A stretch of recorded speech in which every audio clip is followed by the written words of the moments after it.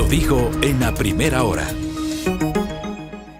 Muy bien, 7:14 de la mañana. Vamos a comenzar con la ronda de entrevistas correspondiente a la jornada del día de hoy. Me enlazo con el puerto principal. Entiendo que allá está nuestra invitada, Andrea Endara, quien es politóloga. Andrea, ¿cómo le va? Bienvenida. Qué gusto. Buenos días.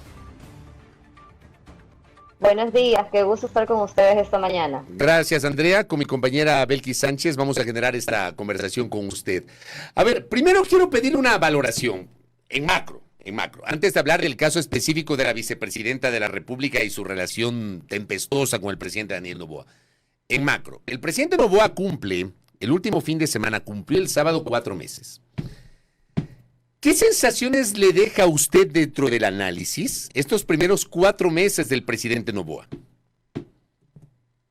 Bueno, digamos que los primeros 4 meses del presidente Noboa han sido como un repunte para su popularidad, pero también una popularidad muy frágil que hemos visto como a partir de enero ha ido tambaleando y su punto más álgido o conflictivo ha sido el fin de semana pasado con la serie de escándalos que se han dado alrededor de la figura del presidente, desde este posible incidente en Madrid hasta que el fin de semana pasado tuvimos uno de los fines de semana más violentos en los últimos meses. Entonces algo no nos cuadra a nosotros entre la violencia o el repunte de la violencia y las cifras que nos da el presidente, por lo que desde la ciudadanía se pide un poco más de transparencia y que nos digan exactamente qué está pasando.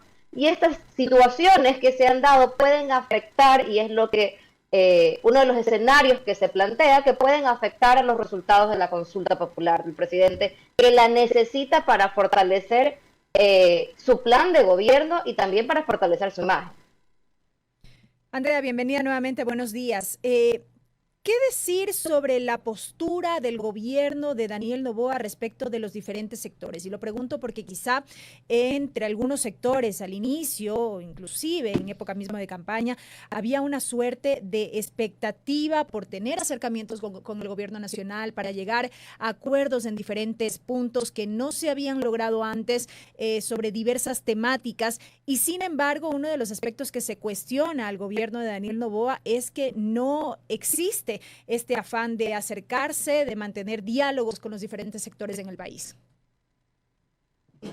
Esto es un tema bastante complejo porque si vemos a nivel de comunicación, específicamente a nivel de comunicación del presidente, pues él, como dirían mis alumnos, le están rockeando, está trabajando, ha logrado, a pesar de los pequeños conflictos, ha logrado mantener la gobernabilidad y tiene 5 leyes económicas urgentes aprobadas, pero ahí está otra vez el tema de las acciones. No le podemos pedir al presidente que de un día para el otro nos ofrezca resultados sobre su gobierno, pero al ser un gobierno tan corto, sí necesitamos ver cómo se ha reunido, qué ha hecho, cuáles son los acuerdos que han llegado y cómo han beneficiado o no al país. Vemos cómo por ejemplo, con la CONAIE hay una ruptura y es más, se la desestima la CONAIE.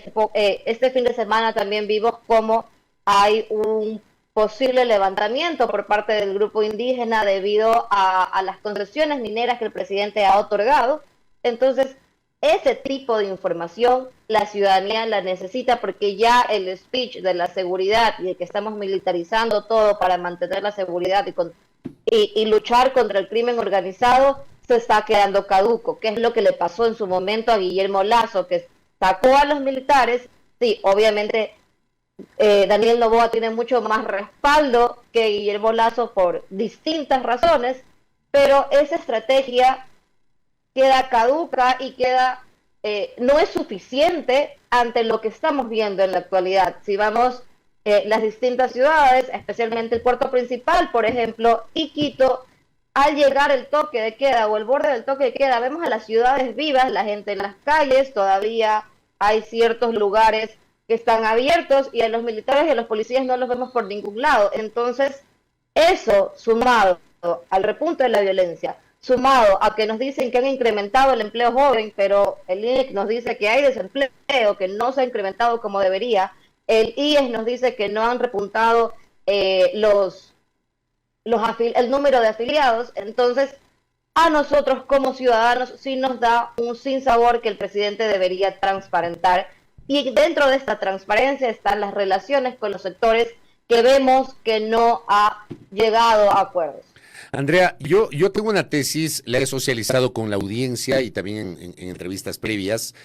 Me parece a mí que abril, marzo ya se acaba esta semana, el próximo lunes, luego de Semana Santa, tendremos un mes que para mí es clave. Para mí abril es clave para el presente y futuro del presidente de la República. ¿Por qué es clave? Porque en abril, desde el lunes, tendremos un aumento del IVA de 3 puntos que de verdad no tengo idea de cómo será el impacto económico ya en la práctica, ya en la economía del ciudadano de clase media, de las clases populares. De verdad que es un enigma imaginarnos el impacto real de esa medida. Habrá que esperar. 1. 2. Al finalizar la primera semana de abril, concluirá igualmente el estado de excepción y ya no hay chance de prorrogar el estado de excepción. Y 3, a la vuelta de la esquina, el 21 de abril, tendremos la consulta popular. Yo creo que estos 3 episodios o 3 elementos de abril pueden configurar en mucho lo que va a pasar con el país y particularmente con el gobierno. ¿Cómo le ve usted, Andrea? Sin duda, quizás a finales de abril vamos a tener una visión un poco más clara de cómo le va a afectar a la economía del ciudadano este incremento del 15%. Podremos como revisar o tener una idea con el incremento del IVA que impuso Rafael Correa por el terremoto en su momento. Sin embargo, la situación era distinta. En esa época Ecuador gozaba de una especie de bonanza económica artificial, porque bueno, ya después vimos qué pasó, pero actualmente estamos en una serie de crisis. El Ecuador desde hace unos 3, 4 años ha permanecido en crisis constante, crisis económica, crisis social, crisis financiera. Entonces, sí va a ser mucho más fuerte para la ciudadanía el incremento del IVA, y ahí vamos, ese desdén que va a generar si ya no pueden acceder a ciertas cosas, a ciertos alimentos, con el aumento del IVA, pues esto va a incrementar. También se está hablando, por ejemplo, acá en Guayaquil, de la posibilidad de incrementar el pasaje del bus urbano, lo que significa que eso también va a afectar al ciudadano. Hablamos o nos mencionan desde el gobierno que la canasta básica, los alimentos de la canasta básica no tienen IVA, y por supuesto tienen IVA cero, pero no estábamos contando con toda la cadena que hay detrás, el transporte, la comercialización, para que llegue al punto donde nosotros como ciudadanos los podamos aceptar. Entonces, ahí probablemente vamos a tener un decrecimiento de la popularidad del presidente. En cuanto a la campaña de la consulta popular, no hemos visto mucha campaña. No sé si es estrategia del gobierno mantenerla muy por debajo, aprovechando la popularidad del presidente, que hemos visto que está a la baja, bajó del 80 al 60. Entonces, a pesar de que sigue siendo el más popular de Latinoamérica, ¿no? Pero son dos poblaciones distintas. Entonces, eso, más que el estado de excepción va a tener un espacio de 2 semanas aproximadamente entre que se apruebe la consulta popular, que es lo que él espera, para poder volver a sacar a los militares. Pero repito, Fabricio, ¿dónde están los militares y cuáles son las acciones concretas que están haciendo? Desde el gobierno nos dicen que sí, que se han apresado a cerca de 10.000 terroristas. ¿Dónde están esos terroristas? ¿Han sido judicializados? No lo sabemos. ¿Qué va a pasar con esas personas? Y sobre todo, si se está trabajando en estrategias para luchar contra el contraataque de los GDOs, porque quienes han sido apresados, lamentablemente, son las escalas más bajas del crimen organizado, pero las cabezas puede que estén aquí en Ecuador, probablemente están fuera de Ecuador armándose para contraatacar, y no me sorprendería que sea en un tiempo cercano a la consulta popular. Entonces, eso tiene que considerar el presidente tiene que invertir en lo social. No hemos visto mucha inversión en lo social desde los ministerios del área, no hemos visto mucha actividad tampoco. Más que nada, solo hemos visto actividad sobre todo en turismo y algo en ambiente, que en realidad no es que ha sido el mejor accionar. Hemos visto muchísimas críticas hacia la ministra de Ambiente. Entonces, si él no empieza a trabajar en eso, en tratar de recuperar la confianza y dar indicios de que hay un trabajo real y que hay hay posibles resultados, eso puede afectar a la consulta popular, que él la necesita, como ya dije anteriormente, para poder ejercer su plan de gobierno y la posible reelección. Andrea, ¿un eventual contraataque una vez finalizado el estado de excepción? ¿Eso es lo que se advertiría?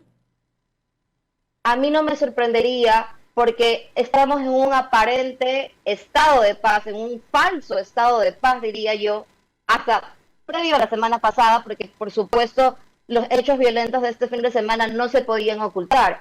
Pero como ciudadanos no hemos visto realmente cómo está la situación de seguridad, no hemos visto cifras. En los medios tradicionales cada vez menos vemos estos episodios de violencia. Antes nos levantábamos con que hubieron, no sé, 5 o 6 atentados, 5 o 6 homicidios. Hoy aparentemente ya no existen este tipo de situaciones, y a mí se me hace muy raro que de un día para el otro ya no tengamos este tipo de homicidios o este tipo de situaciones. Entonces, esta falsa sensación de seguridad que nos dan, porque claro, creemos como ecuatorianos en los militares y en su trabajo, más la poca cobertura, sea por medio, sea porque no se, por miedo, perdón, sea porque no se está comunicando desde las instituciones oficiales a los medios de comunicación, no lo sabemos, más que se acaba el estado de excepción y que el crimen organizado ha sido fuertemente atacado.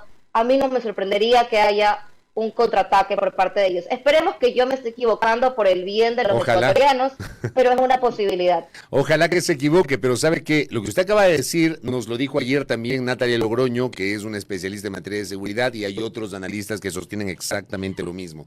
Hablan de una mutación, hablan de un repliegue, pero eso no significa que hayan sido exterminados esos grupos. Ojalá, como bien dice usted, no ocurra lo que, digamos, tememos que pueda pasar en lo posterior. Ahora, dejemos eso de lado. Hablemos de la relación tormentosa, tempestuosa, tirante, compleja del presidente de la República con la vicepresidenta. El país finalmente no conoce hasta el sol de hoy cuáles fueron las razones del distanciamiento, más allá de rumores, de cosas extraoficiales que se han dicho en los últimos tiempos. Lo cierto es que el presidente Noboa tomó una decisión que es inédita, porque nunca antes en la historia de la relación entre un presidente y un vicepresidente, o vicepresidente en este caso, se había decidido enviar o encargar como única función, en este caso a la segunda mandataria, asumir la embajada de Ecuador, la representación diplomática de Ecuador ante el Estado de Israel. El presidente en una entrevista posterior dijo: yo bien pude mandarle a la Antártida, o sea, tratando de matizar la decisión de haberla mandado a Israel. Creo que esa vino a ser la evidencia más grande. Luego tenemos este caso llamado Nene o Nené, en donde ha sido detenido y está siendo investigado el hijo de la vicepresidenta de la República. Lo mandan a la cárcel de La Roca en Guayaquil, que es una cárcel muy complicada, es una cárcel de máxima seguridad, pero evidentemente es una cárcel donde han ocurrido hechos de violencia. La vicepresidenta, en una entrevista, extrañamente ella concede una entrevista no a un medio ecuatoriano ni a un periodista ecuatoriano, sino a un medio costarricense. En esa entrevista con ese medio costarricense, directamente le responsabiliza al presidente de la República. No habla de la fiscal, no habla de la justicia, habla del presidente. ¿Cómo leemos justamente estos episodios de esta relación tempestuosa, Andrea? Bueno, más que tempestuosa, yo diría que es una relación rota. Desde campaña vimos cómo se fueron alejando, tanto así que en la segunda vuelta la mandan a hacer campaña a Estados Unidos y a otros países con la consigna de que ella va a trabajar por los migrantes. Luego tenemos los episodios de cuando se posesionan, que ella, en vez de ir al almuerzo, a la cena en Carondelet, almuerza con la gente en Iñaquito. Eso ya nos dice algo, nos dice que eso no va a funcionar, y acto seguido el presidente pues decide prácticamente eliminar la vicepresidencia, porque la reformó por completo, dejó muy poco personal y la manda a ella a Israel, que en palabras de la vicepresidenta es uno de los países más inseguros del mundo. Yo ahí difiero un poquito, porque a pesar del conflicto, Israel también es uno de los países que, justamente por esta situación y por este contexto que lo mantienen hace ya décadas, pues están bastante protegidos. Entonces, pero verá que no ella dijo, acuérdese del video, luego de que la nombran, primero fue colaboradora para la paz, esa fue la nominación inicial. Luego se dieron cuenta que no aplicaba y recularon y la nombraron embajadora. Y ella apareció en un video donde dijo, creo que fue a propósito del Día de la Mujer, te mandan a morir en la guerra, me parece que dijo la vicepresidenta. Si mal no recuerdo, fue el mensaje del 25 de noviembre del año pasado, que fue, no el Día de la Mujer, fue el Día para la Erradicación de la Violencia contra la Mujer. Y ahí se manda ese video diciendo, te mandan a morir en la guerra, más o menos. Claro, pero ellos no la mandan a morir en la guerra, por eso te decía que yo ahí difiero un poquito, porque ella va a estar en otro lado, no va a estar, como se dice popularmente, donde las papas queman, va a estar con, y ya la hemos visto, que está con diferentes personalidades, líderes, donde no van a haber ataques. Ahora, al caso puntual y actual de su hijo. También ayer nos salió el secretario de la vicepresidencia anunciando que a ellos no los han allanado, no han pedido información en fiscalía sobre los papeles que deberían haber pedido, porque si se trata de un caso de diezmos y de tráfico de influencias, una de los primeros actos que hay que hacer es ver si realmente esta persona que denunció tuvo un contrato, no tuvo un contrato, cuánto duró, si realmente ganaba lo que dice que ganaba, para poder transparentar la situación y saber si es real esta acusación o no. Que el tema de llevarlo a la roca al hijo de la vicepresidenta es desmedido, sí, es desmedido, porque tenemos presuntos delincuentes más peligrosos como Daniel Salcedo, podríamos decir hasta Mayra Salazar, con todo lo que se ha descubierto de ella en las últimas semanas, que quizás sí ameritan estar en cárceles más protegidas que este chico, que de haber hecho esto, pues también ni siquiera sabía lo que hacía, porque se nota que hay, va a sonar muy mal lo que voy a decir, pero se nota que hay mucha inexperiencia comparado con los otros casos de corrupción que hemos visto. O sea, por $1,700 y una carta de una letra de cambio, es como complejo todo lo que, o es como desproporcionado todo lo que le están haciendo o todo lo que le están pidiendo. Él también anunció cuando lo detuvieron que era algo político.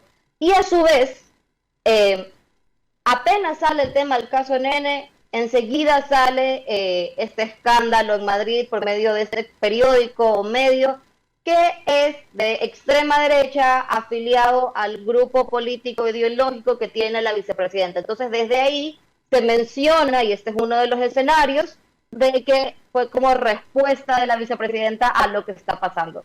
¿Lo sabemos? No lo sabemos, no estamos seguros, estamos esperando evidencias que nos dijo el articulista que iba a mostrar, no las tenemos, entonces no podemos decir que sea verdad o no esta situación en Madrid. Volviendo al tema de la vicepresidenta, ella por supuesto va a aplicar la carta del victimismo, que la utilizó también en este video que tú mencionas, Mauricio. ¿Por qué? Y a mí ese video, siendo retrospectiva, sí me causó mucho desdén, porque se juntó a la causa de las mujeres, a la causa del feminismo, que ella tanto criticó y desestimó, para un tema político, y eso no está bien. Ahora sí, ¿por qué ella acusa al presidente? Porque le sale, o sea, está en el momento perfecto para decir, a mí el presidente no me quiere, ya lo hemos visto con todo lo que ha hecho, entonces si algo me pasa a mí o algo le pasa a mi hijo en este lugar tan complejo como es La Roca, es culpa del vicepresidente. Esto va a hacer que suba su popularidad, que se creen más chismes y dimes y diretes alrededor, que a la larga es lo que le gusta al pueblo ecuatoriano, lamentablemente. Nosotros, como decía... Tal cual, es que es así, tal cual. En un artículo esta semana, si no me equivoco es en Diario La Hora, Milica Pancic decía, nosotros los ecuatorianos discutimos políticos y no políticas. Y ahí está el error, porque más allá de dejar que siga el debido proceso con este caso, nos centramos en la relación del presidente y la vicepresidenta y no lo que está detrás. Estamos hablando de que se supone que ella también forma parte de ese nuevo jugador que nos vende Daniel Noboa, y entonces, ¿cómo así de ser cierto, porque no lo sabemos, de ser cierto, su hijo está metido en las viejas mañas y en los viejos trucos de ese Ecuador que estamos dejando detrás, de este Andrea. Ecuador corrupto que estamos tratando de eliminar. Andrea, la vicepresidenta también afirmó a este medio costarricense, me están presionando para que renuncie y puedan quitarme del cargo. ¿Coincide con esta afirmación a propósito de lo ocurrido? Es una posibilidad, o sea, los tiempos nos dan, yo no lo puedo asegurar porque, repito, tenemos que dejar que siga el debido proceso para ver si realmente este chico incurrió en lo que se le acusa o no. De que cuando siga el debido proceso y resulta que no es así, entonces podríamos decir que esta tesis o este escenario que plantea la vicepresidenta es real.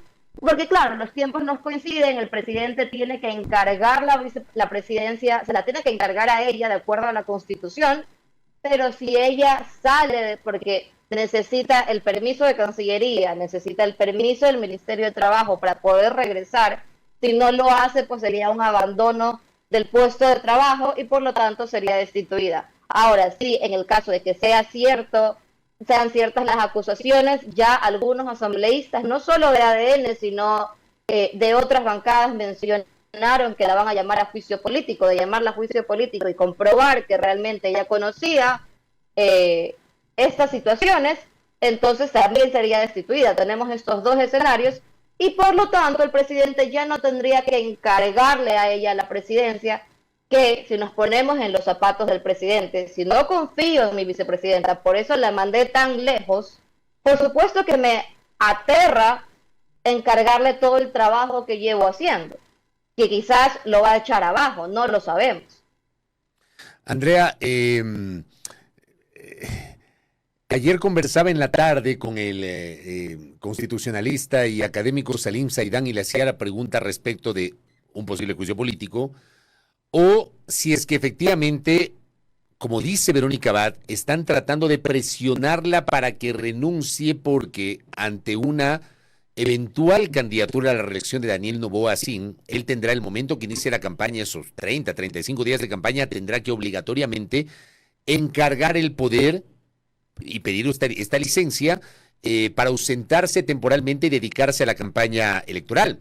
Y claro, él reflexionaba y yo comparto esa reflexión. Yo no encuentro causales para un juicio político a la vicepresidenta de la República.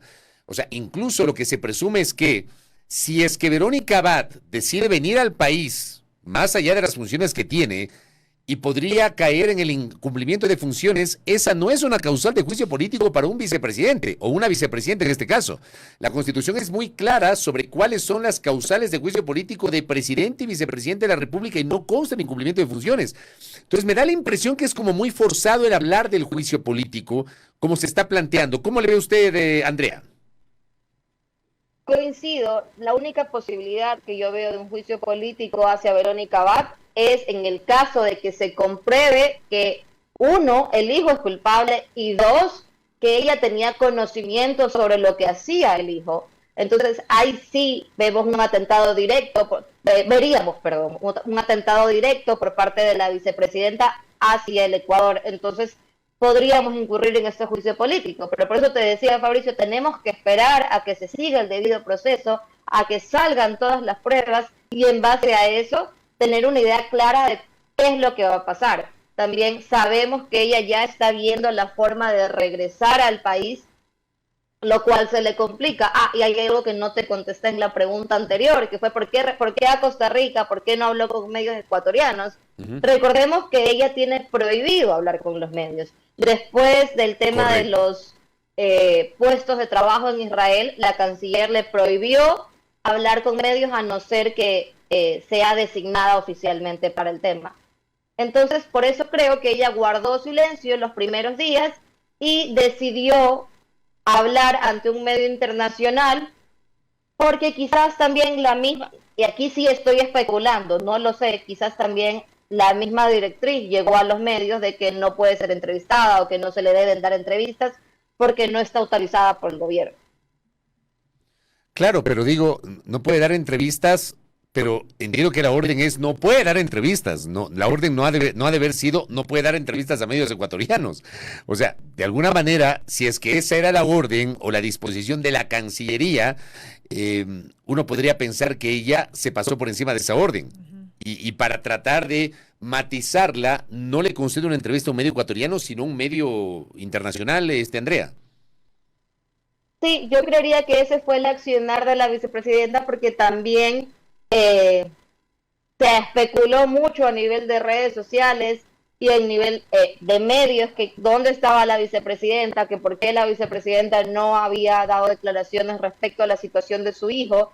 Entonces, quizás dentro de las diferentes estrategias y las formas que planteó, pensó que la mejor manera o la manera en que menos la perjudique por no cumplir una orden directa de Cancillería, porque ella está bajo dos normativas, la del Ministerio de Trabajo y Cancillería. Podría ser dar una entrevista a un medio internacional y revisemos que solo lo hizo con un medio, que fue este medio de Costa Rica. ¿Cuál fue la decisión? ¿Por qué este medio y no otros medios que quizás tienen mayor trascendencia? No lo sabemos, habría que preguntárselo a la vicepresidenta, pero quizás ese fue el espacio que encontró para mostrar su sentir al